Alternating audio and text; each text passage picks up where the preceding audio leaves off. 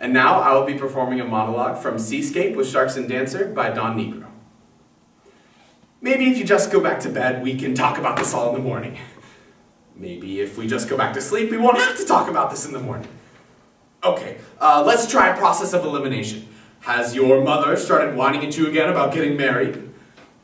No, that's not it. Has your father started speaking to you again? No?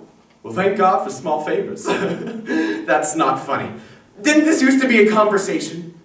Tracy, look at me. I can see this calls for desperate measures. Don't look at me, it's better that way. I'm walking over to the closet, I open the closet door, and I find, zounds, a long raincoat from my days with Interpol. I put the raincoat suavely over my pajamas. Gadzook, but what footwear can I find? Hark, my galoshes from my days on the Pequod. I'm putting on my galoshes now, don't look. But I say, I've forgotten my headwear, don't look. Begob, just what I needed. A Cleveland Indians baseball cap, autographed by John Lowenstein, a priceless chapeau. But where can you be going? She could not help but implore, her voice trembling with concern. The night is dark and stormy, and I fear for you.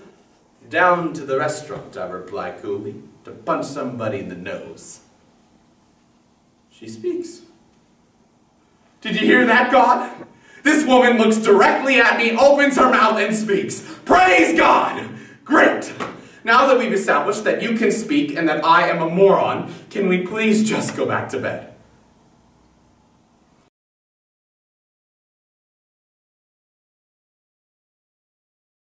And now I'll be performing a monologue from Fat Pig by Neil LaBute.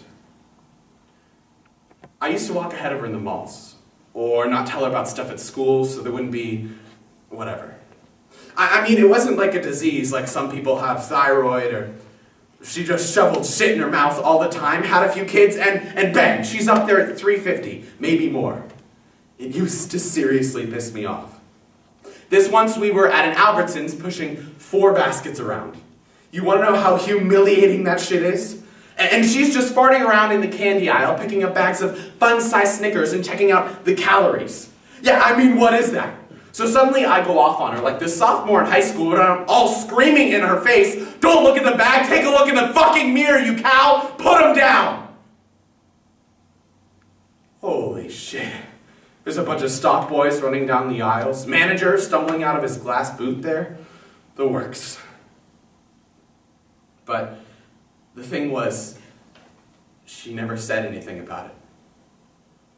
Ever. Not the swearing or the things that I called her. Just this one tear I see as we're sitting at a stoplight on the way home. That's all. I did feel that way though. Maybe I shouldn't have yelled or...